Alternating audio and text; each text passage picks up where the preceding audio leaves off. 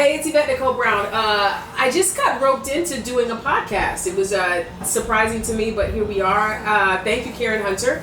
So this is like the first maiden voyage of a podcast talking a little bit about The Walking Dead. And I'm sitting here with Clay Kane, and we're going to see what happens. Thanks, Karen Hunter. Oh, you're welcome. Let me grab the mic. Yeah, you're welcome, Yvette Nicole Brown. I appreciate it, and thank you, Clay. So I got y'all in this restaurant, so just to give y'all a little background.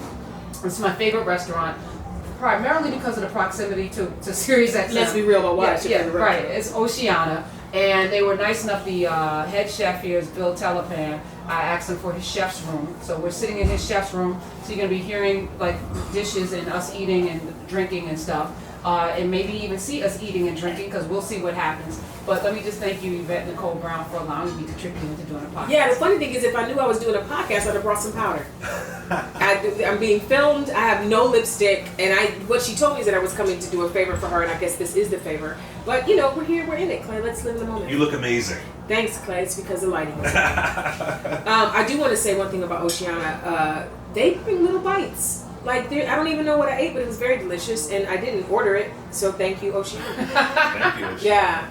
So what are we talking about? Are you leading this or am I? We're going to have a conversation about... Well, I have a little game that I wanted to play, but all three of us have to be engaged, so maybe we can save that for the next episode. But let's intro folks, right? Because what I love about you, Yvette, is that you really are a self-proclaimed like nerd, right? You love nerd culture. Yes. When I interviewed you before, you talked about that. Yeah. So what was the moment that you really fell in love with The Walking Dead?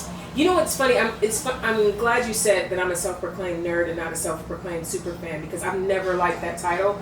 I know that I'm not, and I know that once you say that you're super or you're superior to another person, then everyone's like, well, I love it. You could be that. You be the super fan. I'm just a regular fan. I fell in love with The Walking Dead. I remember the first episode, and to this day I don't remember if the episode was in black and white or just my memory of it was in black and white, or a poster I saw, but I saw an image of Andrew Lincoln on the horse, all in black and white, and then the horde of walkers in downtown Atlanta. And I was like, I don't know what this is, but I'm sold. And from that moment on, I watched from the very beginning. I didn't read the comics. I still don't read the comics. I started to read it because a friend of mine, CM Punk, who I did Talking Dead with originally, he realized I wasn't reading the graphic novel, so he sent me the compendium. So I had like the first 10. So I read up to Alexandria, and then when it started to match up with the show, I'm like, let me tap out. There's just something magical about the idea of who you become when everything falls apart. And finding out, thinking that you're the hero of the story and finding out that you're not. That part to me is just so deep to me, because we all, if you were to ask anyone, who are you? If everything went away, who would you be? Well, I'd be the hero. I'd be the one. I'd be grabbing, right? Right. But when you watch The Walking Dead, you realize that sometimes the hero is the person you wouldn't expect, and sometimes the villain is, you're like, he's the villain? Mm-hmm. So that's what I love about it. What about you? So me, I watched it from the very beginning, but I watched it kind of on and off. I skipped the season with the... I judge you. For I know. Tell them what you did, and I'm going to tell them why. It was the farmhouse season. Don't give a spoiler. When they were in a farm for a long time. I said, I'm not into this. But I think it was season 3 or 4. Mm-hmm. I really fell in love when I saw Michonne walk through that field and walk to the prison. Yeah, that was season 3, I believe. I said, what is this? Carrying the baby food. And I had never seen, first of all, just to see a black woman character in that way, and I fell in love with her as an actor. I always say her name wrong. Denai Guerrera. Mm-hmm. She was just, that energy, the look in her eyes, she had the long locks, like just the power in her. I said, I will watch this show as long as she's on it. That was my commitment. And thankfully she's been on ever since. I said, if she's out, I'm out. The reason that I judge you, and I don't judge you, I judge you a little bit, is when I tell people about who want to start The Walking Dead, I tell them to make sure they live through season 2 at the farm. Yeah. There's the farm, as it's written, it's very slow, it's plotting, it makes you want to escape the show, right? If you don't decide, I'm going to take the ride. I tell everyone, if you make it to the end of that season, there is such an amazing surprise that it makes you go, I will watch the show for the rest of my life.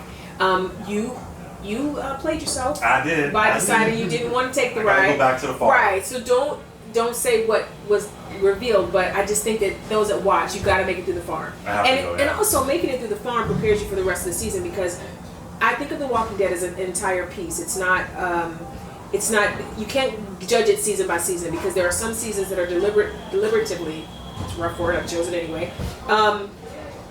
Slow because they're building a character arc or they're trying to come to an understanding of who someone is, and they'll take their time. And so season 2 prepares you for that. Yeah. So you're ready for a season where they do all-out war for 2 seasons and everything's about Negan. You can survive it because you lived through the farm. Is that Herschel? Is that where we get the farm? Is where we meet Herschel. God rest his soul. God rest his soul. Who So just passed Scott away a Wilson, while yeah. ago. Yeah. Sweet man. Yeah, just like 2 days ago. 76 years old, I believe. Yeah. Yeah.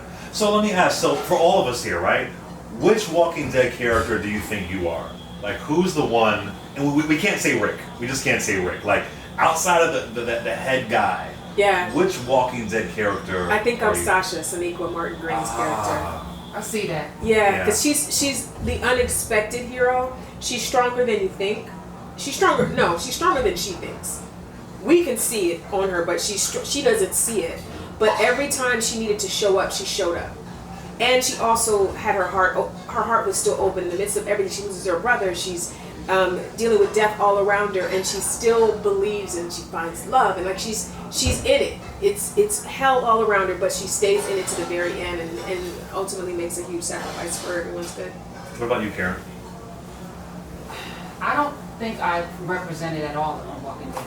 You know, the closest to me is post-apocalyptic after she came into herself, Carol. Yeah. Closest to me, like we'll do whatever needs to be done, whatever it needs to be done, no matter whose feelings may be hurt. Yeah, this podcast proves that. That's 100%. I don't even know how I got here. Practical, very practical and methodical. We'll slice your head off if it needs to be. Is open to love. Yeah. Even if you're mad that she's picked the wrong man, and primarily because she has the baddest black man in the land right now. I also Are you really sitting here talking about Carzicula in front of me? Is that what's I'm sorry. right now? I'm sorry. I know you still have. Carol. Here's what's gonna happen. Spoiler alert. Ezekiel eventually is gonna die. Carol and Daryl are going to get together after she. I haven't read any of the comic books, but I just think that's gonna happen. Well, I mean, I feel like there's been a little bit of foreshadowing in the season 9 premiere, but like he's saying things that people usually say before they die. Yeah, on The Walking Dead anyway. Or I'm the tiger. With Shiva? I knew you were going to say that. I knew you love that. Love that tiger. Love that. When that tiger passed away, you were done. I remember that. This sounds cheesy, but I think I would be ride or die Glenn. Oh, that's a good one. I think I'd be ride or die Glenn. I see Glenn that. was loyal. Yeah. Glenn was a leader, but kind of on the sidelines. He was an original. You know, he was like season 1. Yeah. He was helping out Rick. Like, I think I'd be ride or die Glenn. Where, I see that. Where you count him out for a minute, but he was He back. always rises, and for the longest time, he was the only one that had never killed a person. That's true. That's true. He didn't That's kill true. anyone until the Negan entered. Yes. And it broke him. And I think that was his superpower, and the thing that kept him alive was that he was that pure. Yeah. And then once he pierced that veil, I think it was destined. Was that Rick's fault? Yeah, I think it was Pride's fault. You know what I mean? Because Rick reacted. Yeah, I think that experience kind of broke Rick too in a lot of ways because he was so cocky. And I remember, I love Andrew Lincoln, I love Rick Grimes, but I did not like Rick Grimes in that span of time. I felt like he was very willful. I felt that he was very careless in his decisions, and I felt that he was led by ego. And I know enough in life to know that when you are led by ego, you are destined to fall. It may not be immediate, may not be in front of your enemies, but you are going to go down when you lead by ego. No. So I saw it.